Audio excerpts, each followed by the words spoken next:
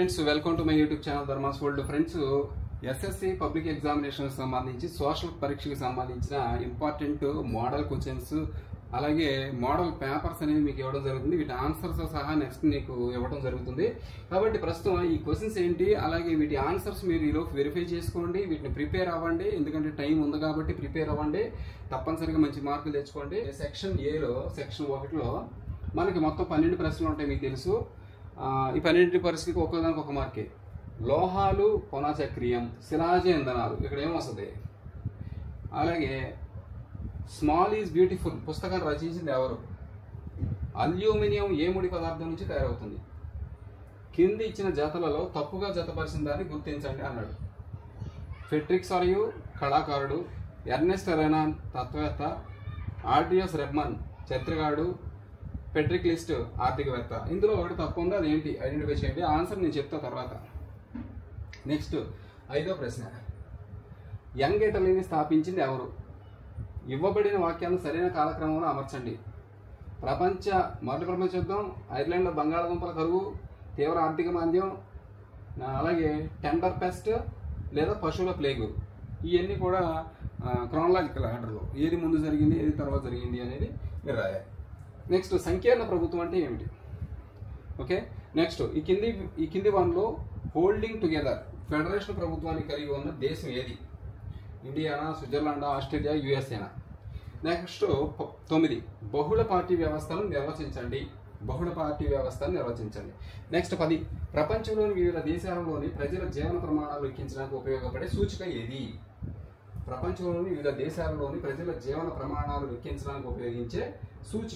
ఉపయోగపడే సూచిక ఏది.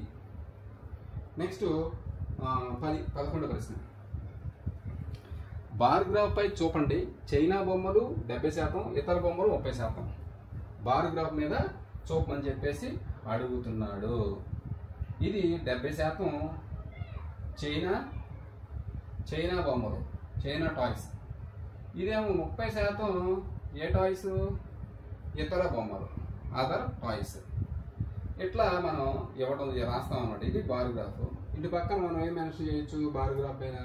ఇటు పక్క ఎంత పర్సెంటేజ్ మెన్షన్ చేయొచ్చు. ఒకటి 20%, 40%, 60%, 80%, మధ్యలో 70%.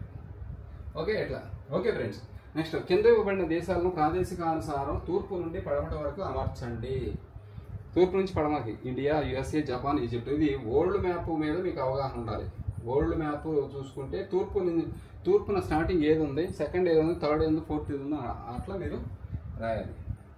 నెక్స్ట్ 2వ సెక్షన్ విభాగం 2. దీంట్లో 8 ప్రశ్నలు, 2 మార్కులు 8 ప్రశ్నలు ఇస్తారు. ఓకే, ఇక్కడ ఏమి ఇచ్చాడంటే 11వ ప్రశ్న చూడండి. ఖనిజ ఆధారిత పరిశ్రమ నిర్వచించి ఒక ఉదాహరణ ఇవ్వండి అన్నాడు. నెక్స్ట్ 14 ఇచ్చిన పటాన్ని పరిశీలించి కింది ప్రశ్నలకు సమాధానాలు రాయండి అన్నాడు. ఇది పటం, భారతదేశ పటం ఇచ్చాడు. దీంట్లో ఏమి ఇచ్చాడు, ముఖ్యంగా ప్రధాన నౌకాశ్రయాలు మరియు అంతర్జాతీయ విమానాశ్రయాలు ఇచ్చాడు. ఓకే, ఇక్కడ ప్రశ్న ఏమి ఇచ్చాడంటే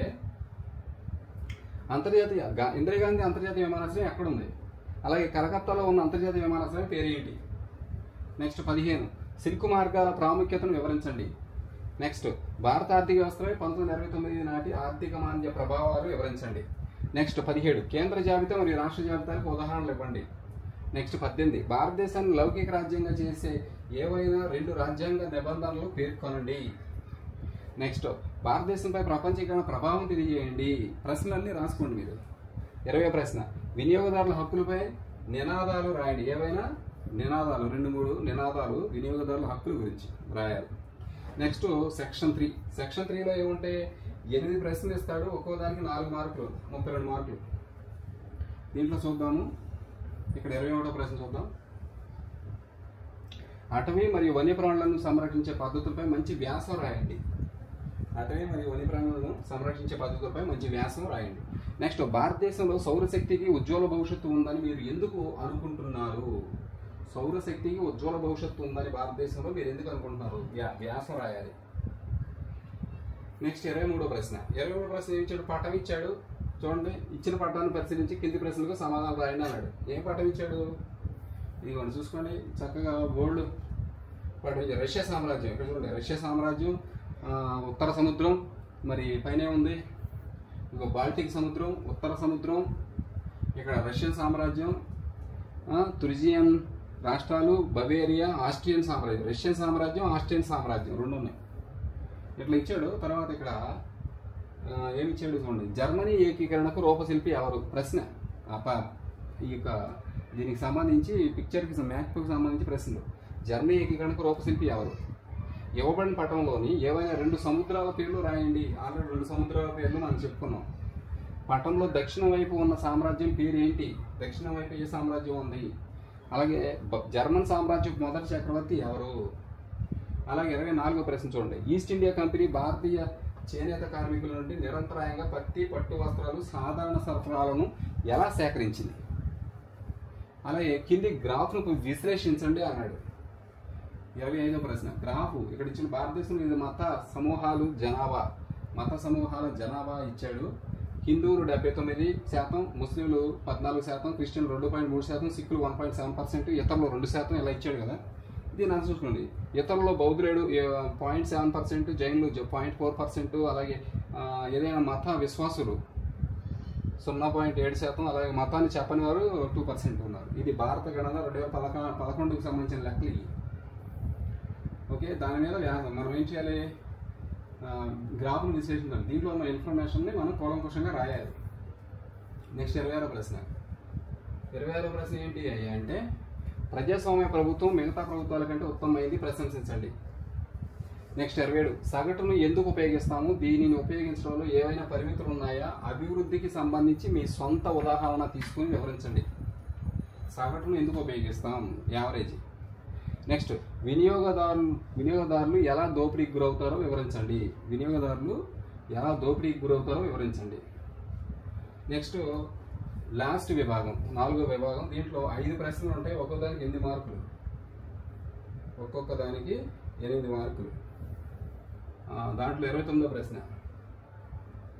చూడండి. నీరు పునరుత్పాదక వనరుగా ఎలా మారుతుందో వివరించండి, లేదా భారతదేశంలో వ్యవసాయం యొక్క ప్రాముఖ్యతను వివరించండి. నెక్స్ట్ 30. ఇచ్చిన పేరాను చదివి వ్యాఖ్యానించండి అన్నాడు. పేరా చూడండి ఏమిచ్చాడు పేరాలో. ఈ విప్లవ బలిపీఠానికి మేము మా యవ్వనాన్ని బహుమతి ఇచ్చాము అన్నాడు. చాలామంది జాతీయవాదులు బ్రిటిష్ వారికి వ్యతిరేకంగా జరిగే పోరాటంలో అహింస ద్వారా విజయం సాధించలేమని భావించారు. 1928లో ఢిల్లీలోని ఫిరోజ్ షా కోట్ల మైదానంలో జరిగిన ఒక సమావేశంలో Hindustan socialist Republican army HSRA స్థాపించబడింది. అలాగే దాని నాయకుల్లో భగత్ సింగ్, జతిన్ దాసు, అజయ్ ఘోష్ ఉన్నారు. భారతదేశంలోని వివిధ ప్రాంతాల్లో జరిగిన నాటకీయ పరిణామాల్లో HSRA బ్రిటిష్ అధికారానికి ప్రత్యేకలైన వాటిని లక్ష్యంగా చేసుకుంది. 1929 ఏప్రిల్లో భగత్ సింగ్, బట్టకేశ్వర దత్ శాసనసభపై బాంబులు విసిరారు. అదే సంవత్సరం ఇర్విన్ ప్రభు ప్రయాణిస్తున్న రైలును పేల్చివేసేందుకు ప్రయత్నం చేశారు. వలస ప్రభుత్వం భగత్ సింగ్ను విచారించి ఉరి తీసినప్పుడు అతని వయసు 23 ఏళ్ళు. అతని విచారణ సమయంలో భగత్ సింగ్ తాను బాంబు, తుపాకీ సంస్కృతిని ఆరాధించడానికి ఇష్టపడట్లేదని, కానీ సమాజంలో విప్లవం రావాలని కోరుకుంటున్నానని పేర్కొన్నాడు. విప్లవం మానవాళి నుండి విడదీయలేని హక్కు అని, స్వాతంత్రం అనేది అందరికీ సహజమైన జన్మ హక్కు అని, శ్రామికులు సమాజానికి నిజమైన సంరక్షకులని, ఈ విప్లవ బలిపీయడానికి మేము మా యవ్వనాన్ని సమర్పించాము. ఇలాంటి ఒక మహత్తరమైన కార్యక్రమం కోసం చేసే ఎలాంటి త్యాగమైన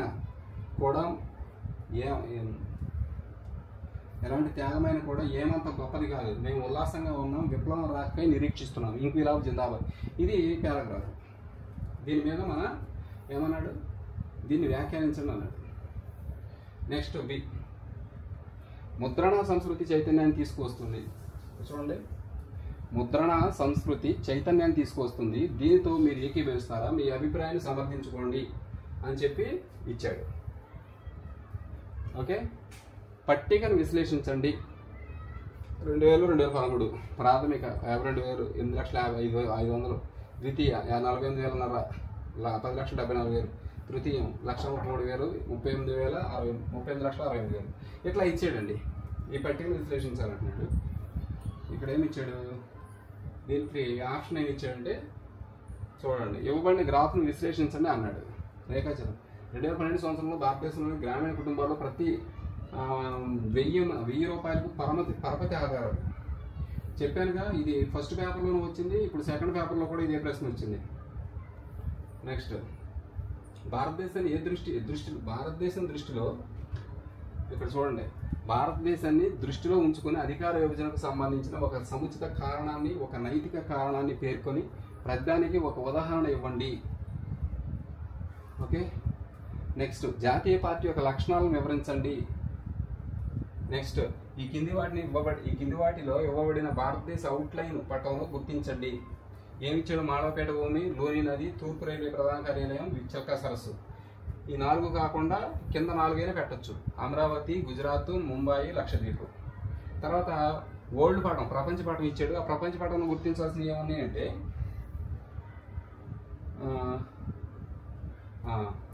దక్షిణాఫ్రికా, మధ్యధరా సముద్రం, బ్రెజిల్, జపాన్. ఇవి గుర్తుపెట్టాలి. ఇవి ప్రపంచ పటంలో. లేదంటే అవి కాకపోతే కింద 4 మెక్సికో, ఈజిప్ట్, రష్యా, చైనా. ఇవైనా గుర్తుపెట్టచ్చు. ఈ విధంగా ముఖ్యమైన ప్రశ్నలు ఇవ్వడం జరిగింది. వీటిని అందరూ షేర్ చేయండి, ఛానల్ సబ్స్క్రైబ్ చేయండి. ఈ ప్రశ్నలన్నిటి ఆన్సర్లు ప్రిపేర్ అవ్వండి. Thank you so much for watching. Please share this video and subscribe my channel. Thank you so much.